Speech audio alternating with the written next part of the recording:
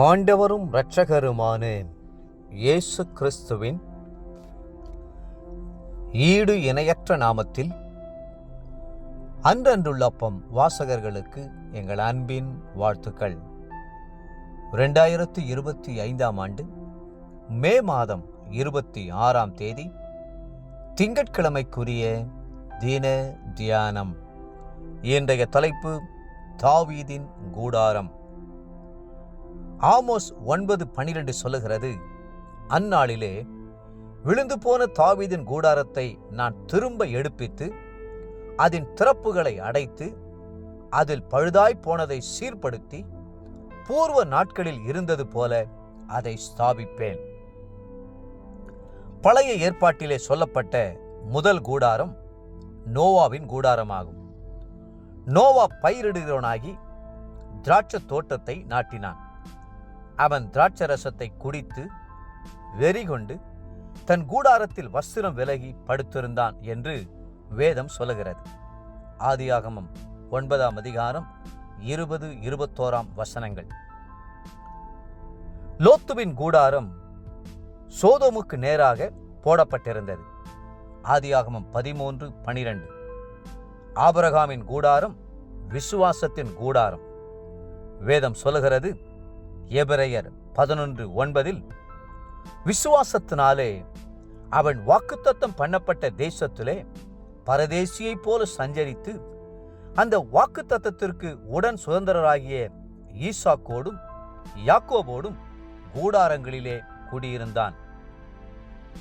ஈசாக்கின் கூடாரம் தியான கூடாரம். யாக்கோபின் கூடாரம் ஜெபித்து தேவனோடு போராடி மேற்கொள்ளுகிற கூடாரம். வேதம் சொல்கிறது, என்னாகமம் 24 5-6 வசனங்களில், யாக்கோபே உன் கூடாரங்களும் இஸ்ரவேலே உன் வாசஸ்தலங்களும் எவ்வளவு அழகானவைகள்! அவைகள் பரவி போகிற ஆறுகளைப் போலவும் நதியோரத்துள்ள தோட்டங்களைப் போலவும் கர்த்தர் நாட்டின சந்தன மரங்களைப் போலவும் தண்ணீர் அருகே உள்ள கேதுரு விருட்சங்களைப் போலவும் இருக்கிறது. பழைய ஏற்பாட்டில் பல கூடாரங்கள் இருந்தாலும் அவற்றின் மத்தியிலே தாவீதின் கூடாரத்தை மட்டுமே திரும்ப எடுப்பித்து ஸ்தாபிப்பேன் என்று கர்த்தர் வாக்களிக்கிறார். காரணம், தாவீதின் கூடாரம் ஒரு துதியின் கூடாரம், ஆராதனையின் கூடாரம், ஸ்தோத்திரித்து மகிழும் கூடாரம். வேதம் சொல்லுகிறது, 118 சங்கீதம் 15 வசனத்தில், நீதிமான்களுடைய கூடாரங்களில் இரட்சிப்பின் கம்பீர சத்தம் உண்டு. தாவீதின் காலத்துக்கு பிறகு தாவீதைப் போல ஆடி பாடி கீத வாத்தியங்களை இசைத்து துதிக்கக்கூடிய பக்தர்களை நாம் அதிகமாய் காண முடியவில்லை. அதிலும் ஆதி அப்போஸ்தலருடைய நாட்களுக்கு பிறகு 16ஆம் நூற்றாண்டு வரையிலும் திருச்சபை வரலாற்றில் பெரிய எழுப்புதல் ஒன்றும் காணப்படவில்லை. ஆனால் கர்த்தருடைய வருகைக்கு முன்பாக விழுந்து போன தாவீதின் கூடாரத்தை நான் திரும்ப எடுத்து கட்டுவேன் என்று கர்த்தர் வாக்களித்திருக்கிறார். கர்த்தருடைய வருகைக்கு முன்பாக ஒரு ஆராதனையின் அபிஷேகத்தை தேவனுடைய பிள்ளைகள் மத்தியிலே கர்த்தர் ஊற்ற விரும்புகிறார். துதித்து ஸ்தோத்தரித்து கர்த்தரை மகிமைப்படுத்துகிற தாவீதின் சந்ததியை நிச்சயமாகவே அவர் எழுப்புவார். தேவ பிள்ளைகளே, கர்த்தருடைய வருகை மிகவும் சமீபமாகிவிட்டது. மனவாட்டியாகிய நாம் ஆடல் பாடலின் சத்தத்தோடும் துதியோடும் ஸ்தோத்திரத்தோடும் மகிழ்ச்சியோடும் அவரை எதிர்நோக்க வேண்டுமல்லவா?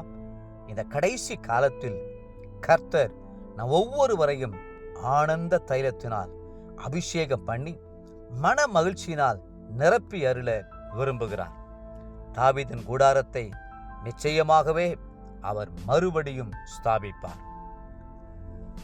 இன்றைய நினைவிற்கு ஏசாயா 13:4, திரளான ஜனங்களின் சத்தத்துக்கொத்த வெகு கூட்டத்தின் இரைச்சலும் கூட்டப்பட்ட ஜாதிகளுடைய ராஜ்யங்களின் அமளியான இரைச்சலும் மலைகளில் கேட்கப்படுகிறது. இன்றைய வேத வாசிப்பு காலை 1 நாளாகமம் 28 மற்றும் 29 அதிகாரங்கள். மாலை யோவான் 9 29 முதல் 41 முடிய. அன்புக்குரிய அன்றனுள்ளப்ப வாசகர்களே, மீண்டும் உங்களை வாழ்த்துகிறோம். கடைசி கால மனவாட்டியாகிய நாம் ஆண்டவரை துதித்து ஆராதித்து ஆண்டவருக்குள் களி கூறுவோம். கர்த்தர் தாமே உங்களை ஆசீர்வதித்து மென்மேலும் உயர்த்துவாராக. ஆமென்.